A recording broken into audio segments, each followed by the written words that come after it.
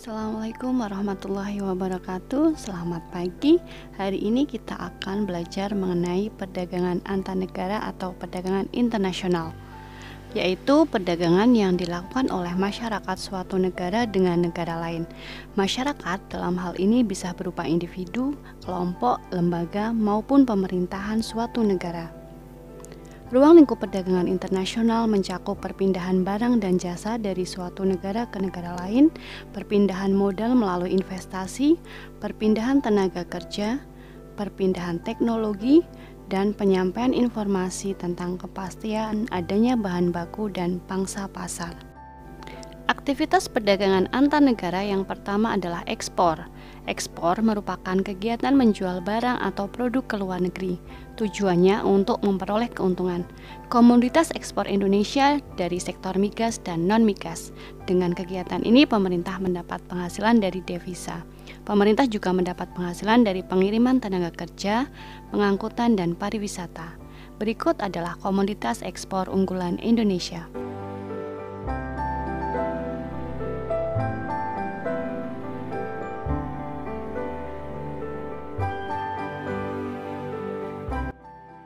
Kebijakan pemerintah untuk mendorong ekspor yang pertama yaitu memberi kemudahan kepada produsen barang ekspor, menjaga kestabilan nilai tukar rupiah, membuat perjanjian dagang internasional, dan juga meningkatkan promosi.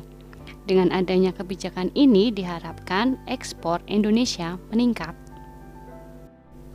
Adapun faktor pendorong ekspor adalah yang pertama keadaan pasar luar negeri, kedua, keuletan eksportir untuk menangkap peluang pasar, serta kondisi sosial ekonomi politik suatu negara.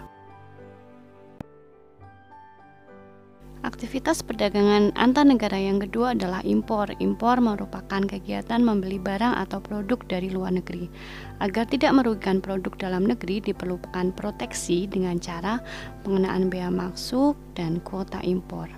Adapun komoditas impor Indonesia terdiri dari minyak mentah dan gas, mesin dan peralatan mekanis, perlengkapan elektrik, plastik dan barang dari plastik, bahan kimia organik, serealia, produk farmasi, dan juga bahan pangan.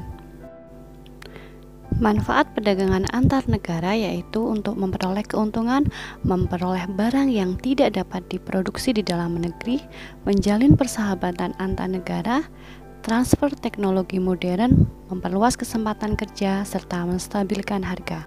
Faktor pendorong perdagangan antar negara yaitu untuk memenuhi kebutuhan barang dan jasa dalam negeri, keinginan memperoleh keuntungan dan meningkatkan pendapatan negara, adanya perbedaan kemampuan penguasaan ilmu pengetahuan dan teknologi dalam mengolah sumber daya ekonomi, adanya kelebihan produk dalam negeri, sehingga perlu pasar baru untuk menjual produk tersebut.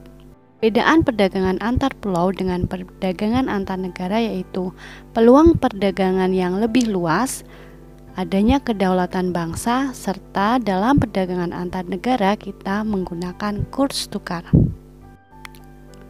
Dalam perdagangan internasional kita sering mendengar istilah devisa dan falas. Nah, apa sih devisa itu? Devisa adalah semua alat pembayaran yang diterima di dunia internasional sebagai alat pembayaran. Sumber devisa berasal dari ekspor barang dan jasa, pinjaman kredit luar negeri, bantuan dan hadiah dari luar negeri, pariwisata, kiriman dari orang Indonesia yang bekerja di luar negeri.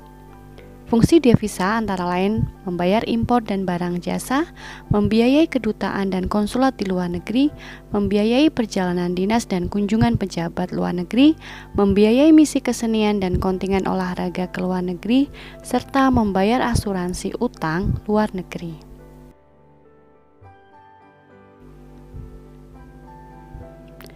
Sementara falas atau valuta asing merupakan mata uang yang dapat digunakan atau mudah diterima oleh banyak negara dalam perdagangan internasional.